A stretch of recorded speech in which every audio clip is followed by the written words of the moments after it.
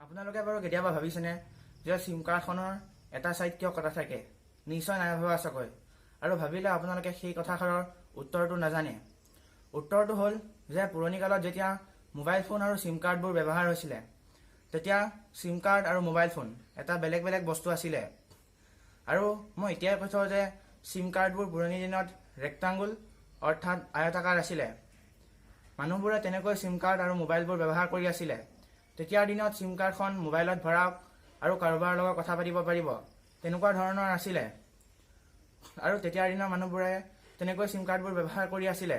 কিন্তু পিছলৈ মানুহবোৰে যেতিয়া চিম কাৰ্ডখন মোবাইলত ভৰাওঁতে অসুবিধা অনুভৱ কৰিবলৈ ধৰিলে। ধৰি লওক আপোনালোকে মোবাইলবোৰত চিম কাৰ্ডবোৰ এনেকৈ ভৰাব লাগে, এনেকৈ ভৰাব লাগে, এনেকৈ ভৰাব লাগে। গতিকে মানুহবোৰ কনফিউজন হ'বলৈ ধৰিলে। গতিকে মানুহবোৰে টেলিকম কোম্পানীত গৈ কমপ্লেইন কৰিব ধৰিলে যে তেওঁলোকে চিম কাৰ্ডবোৰ মোবাইলত ভৰাওঁতে অসুবিধা অনুভৱ কৰিছে। আপোনালোকৰ এইখিনিতে কনফিউজন হ'ব পাৰে যে এইটো কি কথা হ'ল, এইটোতো সাধাৰণ কথা। কিন্তু নহয়, টেলিকম কোম্পানীত এই চিম কাৰ্ডবোৰৰ কেছবোৰ যেতিয়া বহুত জোখতকৈ বেছিকৈ বাঢ়িবলৈ ধৰিলে, তেতিয়া টেলিকম কোম্পানীয়ে চিম কাৰ্ডবোৰ এটা ছাইড কটা কৰি দিলে। আৰু সেইটোৱে কাৰণ হৈছে চিম কাৰ্ডবোৰৰ এটা ছাইড কটা থকাৰ কাৰণ।